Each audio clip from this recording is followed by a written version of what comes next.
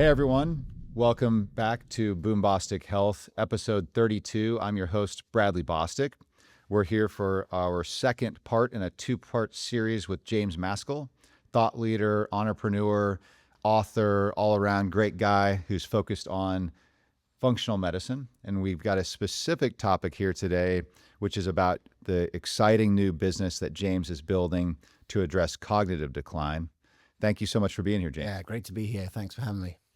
So with respect to the new business, TruNeura, James has come up with, through lots of years, really decades of experience, an approach with a business partner, Dr. Christine Burke, to really go after what is maybe the most challenging, trying issue of our time in healthcare, which is cognitive decline. It's people's brains suffering damage. And there's actually now a multimodal precision medicine approach to heal the brain that's been proven to work. TruNeura is the name. I think they're going to do some amazing things in this space, already are doing that.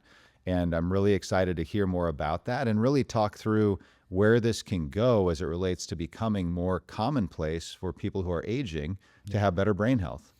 Yeah, absolutely. Yeah, well, look, it's a industry story, but it's also a very personal story. I became aware that it was possible, or that there was an idea that was floated in the sort of 2015, 16, 17 time by a doctor called Dale Bredesen out of the Buck Institute, and he wrote a book called The End of Alzheimer's, and his thesis was that dementia and Alzheimer's was not one disease. There was not one thing happening. It was lots of different environmental factors, mainly environmental factors, some genetic, but mainly environmental factors that would affect people differently, that would lead to cognitive decline in different people. And he supposed that if you could fix those environmental exposures through a sort of precision medicine approach, you could reverse cognitive decline. So he first collected 100 studies, and I know a lot of the doctors that had shown it, and so he collected 100 cases and he published that.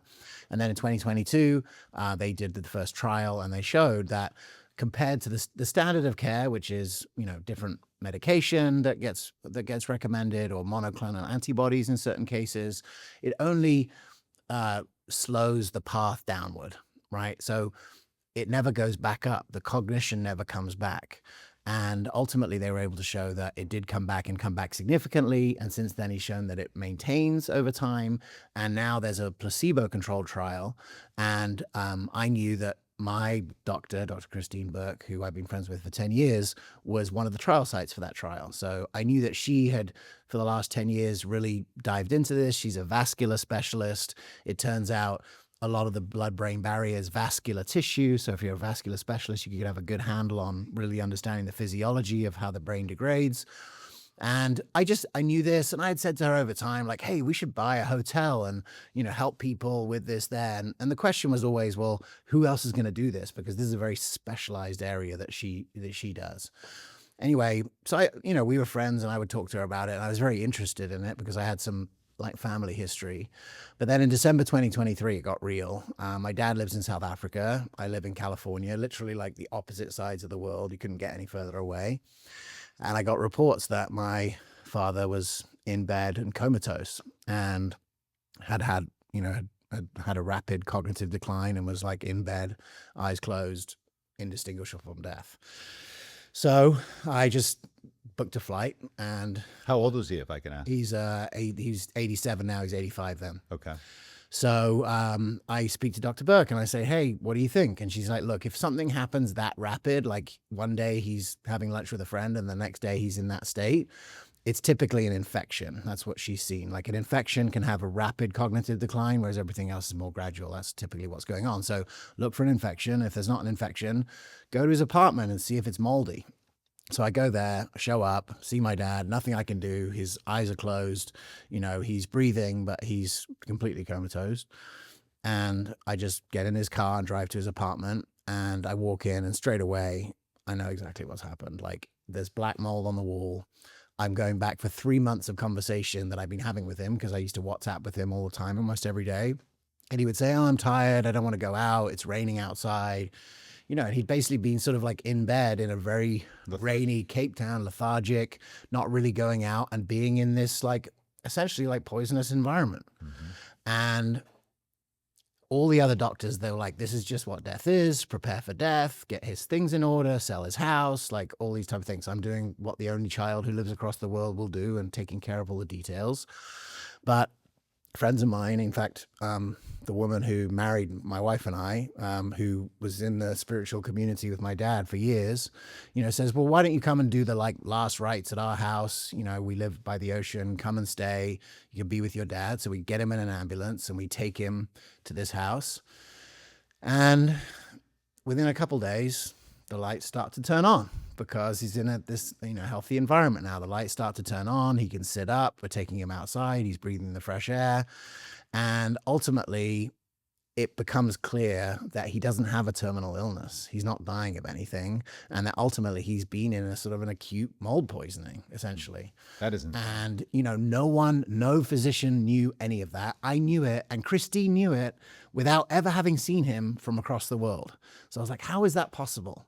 And it's possible because she had been doing this precision medicine approach for cognitive decline and a reverse cognitive decline, and had seen that in many of the cases, biotoxins or infections were playing a role in the brain dysfunction. And so she had seen that.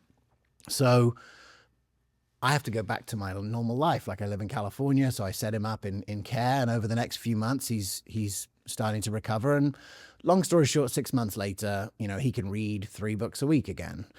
He lost a lot of muscle mass from just being in bed, so getting around was hard, and he had to see the physio and sort of get back in that direction. But ultimately, what was clear to me was that the genesis and the etiology of the disease was clear. Christine knew what was going on. No one over there knew what was going on. And I'm sitting in a position where it's now like I'm bought into the fact that we have to solve this. And I've seen with my eyes how critical this knowledge can be. Right. And so it's generally accepted that mold is bad in your house. Yeah. People have mold remediation, they have it analyzed. Is it generally accepted that one of the reasons it's bad is because it's toxic to your brain and can actually harm your brain? Or is that, you understand where I'm going? We're in a niche area with mold poisoning. I mean, I wouldn't say it's generally accepted that mold does anything to your health. Like, I think you might understand it, and I certainly understand it. And in my weird world, it's very common, but I don't think your average primary care doctor is going to be looking at mold as a cause for anything. Which is wild because there are whole remediation companies that do a lot of specialization on getting rid of mold. Sure. And so is the point of getting rid of mold that you're supposed to worry about it structurally hurting your house versus hurting your health? Because I actually thought intuitively the reason people would have it remediated and removed was because they realize it's bad for you to have mold in your house. It is, but there are structural barriers to this transformation that you're understanding. Like the landlords, like every home for the last 50 years has been built out of wood that goes moldy and like plaster and whatever. Like the Americans build with the most insane plan, compared to the rest of the world that builds with brick and, that kind of thing. So there's just a giant time bomb that's sitting there. And I've had, certainly, if you don't own your house, good luck getting the landlord to do everything. In California, actually, there are laws that the landlord has to do certain things, but we're still like right on the very, very cusp of understanding how mold affects us, because it affects people differently. It's like the environmental, it's like you're pulling on the chain, and depending on your unique genetic makeup and your functional makeup, at that point, the chain will break in a different place for a different person. It just so happened to be cognitive decline with my dad. So there's social determinants of health that get a lot of energy. It seems like this is really environmental determinants of health that you're talking about. Environment is the lens by which health should be understood. Yes, social is really important. I wrote a book on group visits, but ultimately, if you look at the environment generally, the social is a big part of the environment. Like the psychosocial environment is mission critical to health. The toxic environment is critical to health. The food environment, the mental environment, all of these things are playing a role. And I think if you look at medicine through the lens of environment, it actually makes a lot more sense. It's very easy to understand, how did we get here?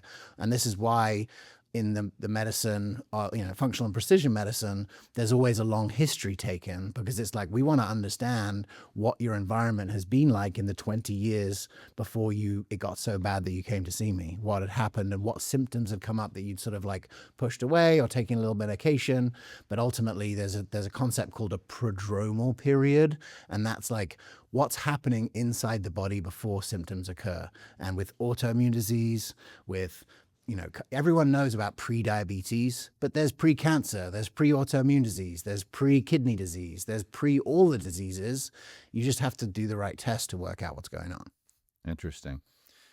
Yeah, so I hadn't heard that term before, but that makes sense. So there's a lot of, there's something leading up to where this manifests in some type of a negative health situation, and then you realize, oh, I've got this problem. And then there's an emerging set of medications now, which haven't been out until recently, really, at least not approved, that are saying they can slow cognitive decline by going after the plaque that builds in the brain for a lot of people who end up with Alzheimer's. I've got a lot of thoughts about Alzheimer's science. Yeah. Well, first of all, if you looked at the New York Times last year, you'll see that there's been a giant fraud in the industry that's 20 years in the making, where a researcher 20 years ago said, oh yeah, it's beta amyloid plaque, it must be.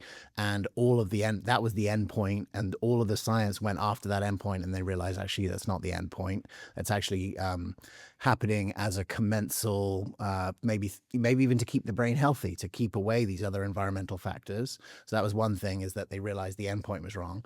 But if you look at the 2025 Alzheimer's drug pipeline, you see all the drugs that are in different phases, phase 1, phase 2, phase 3 trials. What you see is that there's 10 different root causes that are being aimed at. There's hormonal, there's inflammation, there's, all these different areas that the drugs are targeting.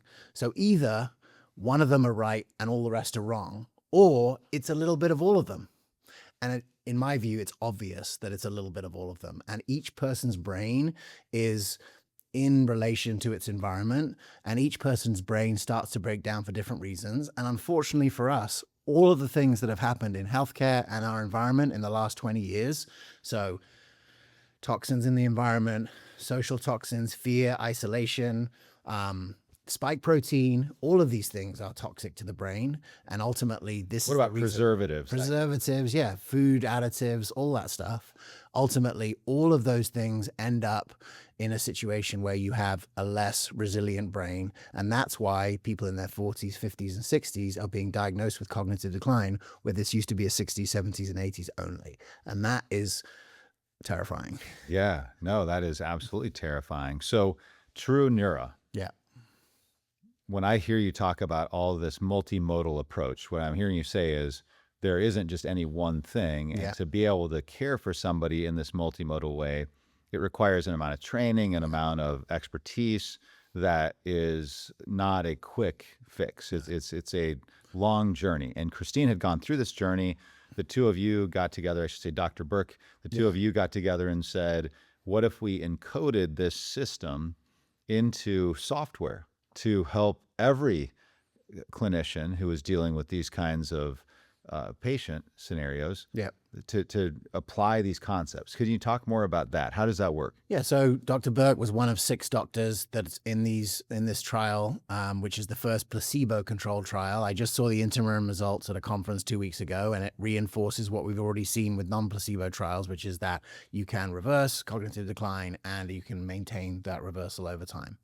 So all of the 6 doctors who are in that, and many other doctors who are doing it, what do they all have in common? They have 20 years experience in doing medicine this completely different way.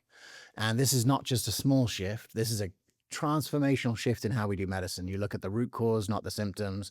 You empower the patient to be the main participant in their care, and many other things, right? Environmental lens as the primary lens to understand what's happening in people's care, all of that. So that's not going to change overnight, right? You're not going to suddenly, I've been in this industry for 20 years. I see that it takes 10 years to get good at this, right? You start, you learn, you see cases, you develop intuition, you develop pattern recognition, you develop experience. And, as I spoke to Christine about this, we'd had many different conversations about, buying a hotel or buying a senior living center and doing it. She was like, well, who's going to do the medicine? And she'd even had doctors that had come into her practice to learn from her in a mentorship. And then after 3 years, having the best mentor out there, being like, I'm going to go back to conventional medicine. I'm going to go back to sports medicine because it's easy. It's easy. I don't have to take my work home with me. I can make money. We can see patients quickly, even though there is like an incredible heart connection. You reverse someone's cognitive decline once, you're hooked for life. That's what she says. So anyway, she had been trying to make it easier to do this medicine because ultimately it's very data intensive, right? In order to understand what could be the root cause here, you have to run tests to understand all those root causes. And some of them would be conventional medicine testing, and some of them would be toxin testing to understand what's going on. So what this looks like for a doctor is you're coming in for an appointment and you're coming in and I've got 15 PDFs in front of me and I'm looking at all of them and I'm trying to work out what's going on here. What is driving the pathology and what out of all these labs might kill this person before the next meeting, and I'm better work out what that is. That is not an easy skill. In fact, that's the hardest skill. And so what Christine had created and Dr. Burke had started to organize was she had essentially a Google spreadsheet where she took all the labs into one spreadsheet so that she could see them clearly laid out. And ultimately that when she had developed that by herself. And when I went to speak with her after I got back from my trip with my father, I was like, we have to make this easier. What will it take for every neurologist, for every, doctor on Medicare, for every senior living center to sort of have access to this kind of care? Because obviously it's mission critical. And that was the genesis. That's great. Well, we're experiencing this silver tsunami, as they call it. And so you're going to have increasing numbers of people dealing with this. And there are other models that we've discussed that seem to be working that bring care closer to the individual. Yeah. And one of those are these on-site primary care kinds of concepts. Those have been extremely successful. A friend of mine named Ben Evans up down in Indianapolis started one called Our Health. It's now part of Marathon. And I've watched with great interest how they've integrated primary care more deeply into people's lives so that it's not this thing you have to go off onto some other, have a meeting, take the whole day off, whatever. Why not have that same kind of construct specific to the needs of people who are aging that are in more of a senior living context? It makes total sense for me. I mean, ultimately, in senior living, you live there. You're not going anywhere else. You're not going to work from home, right? This is your home. Yeah. So that makes total sense for me. And secondly, look, I mean, ultimately, it's a participatory medicine, right? So you have to, the locus of control is on you and you have to do it. And so much of my work up until now has been trying to make it easy for people to do those kind of things. And so in the last couple of weeks, I've had a few conversations now with senior living. Senior living is interesting because it's not medicine. It's sort of like medicine adjacent. And typically most of those organizations would have, relationships. You'd have your Medicare and you'd have your doctor, but you'd have to go out and see the doctor. I think that a key differentiator for a senior living facility would be, do you have a precision medicine brain program that can keep my brain healthy so that I don't have 10 years of living with Alzheimer's? And I think that's the number one thing that senior living people are concerned about. And so I think there's this convergence because it's not been possible to deliver these kind of outcomes at any sort of scale up until now because it's very difficult for doctors to learn how to interpret all this data and work it out. And, I'm hopeful that we're in a position where we could actually facilitate that. So brain health and reversing cognitive decline, preventing cognitive decline, when we talk about that in isolation, it sounds like a very specialized thing. But when I really consider the overall health journey, there is no organ that's more important than your brain. Right. Obviously, you need your heart to work and other organs to work, but your brain is what gives you the experience in your life that makes it so you can be part of a community, you can be fulfilled, you can experience joy, you can do the things where high challenge meets high skill or enjoy things. Like it is critical that you maintain that health. And so if you introduced a cognitive health program into, say, senior living, would that not really actually mean that you were introducing a holistic health program because it is so multivariant? Yeah. So if you look at it when the way Dr. Burke thinks about it, there are 6 primary drivers of of cognitive decline. So one of them is metabolic inflammation. You may have heard of type 3 diabetes, right? That's what they call Alzheimer's. And in her experience, it's normally a contributing factor. It's not typically the major reason, but it can be. Then you have, like, she's a vascular specialist. So if the vascular tissue is breaking down, if the barriers, like the blood-brain barrier, the vascular barriers, and the gut barrier, that can contribute. Mitochondrial dysfunction can contribute. Hormonal issues. I know there's studies showing that women who have hormone therapy get Alzheimer's a third less than women who don't. So hormones can play a role. And then you have, like my dad, the biotoxins, infections, different types of infections, and then chemical toxins. So there was just a study the other day that showed that you have a much higher risk of Parkinson's if you live near a golf course because of the pesticides in the water. So, this is like, if you want to protect your brain, you have to protect yourself from those 6 things particularly. And you have to do that by participating in your life, having good social connections, doing the healthy things, removing toxic environment, from your environment. And so ultimately, one of the reasons why I'm excited about this is, yes, it starts with reversing cognitive decline, but ultimately this is a holistic health program for every senior. And I think senior living centers have the incentive to deploy it because they're competing for business and they want to get people in and they want to maintain people in long term. So I think the incentives line up, and I didn't intend this to happen, but I certainly just feel like already we're seeing signs from the market that there's a massive, massive appetite for this.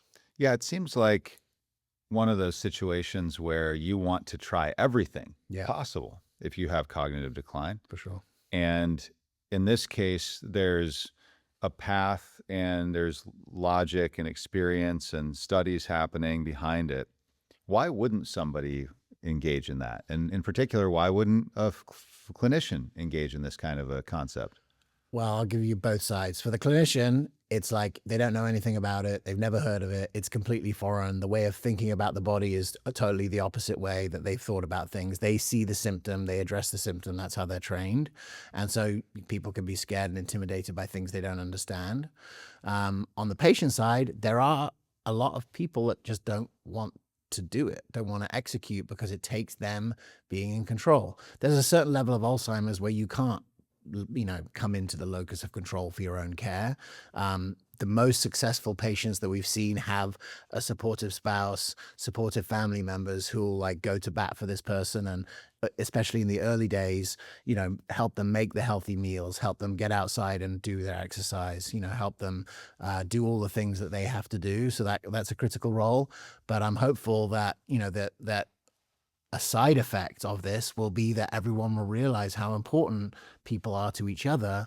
And the only model that I see that can really scale this to it becoming the standard of care is where it's cohorts of people doing it together. And I think that's what I'm looking to see happen. I think inside a senior living center, you have the potential for incredible cohort energy because you're all living together anyway. So I've touched on some of the examples where the more conventional care providers are maybe resistant to this and functional medicine isn't something they buy into. I was at a recent Healthcare Leadership Council meeting in DC, had an interesting conversation with an individual who was quite successful, and I could not have seen a more dismissive reaction to a conversation about functional medicine. Yeah. But at the same time, institutions that are highly regarded in the conventional medicine world, like Cleveland Clinic, have introduced full centers focused on functional. So we're past the point of thinking this is some fringe issue. Yeah. The Cleveland Clinic doesn't do something just as like a quick, let's see if this makes sense. 150 healthcare systems have a lifestyle medicine department now, and that's sort of V1, which is like you got to do healthy stuff.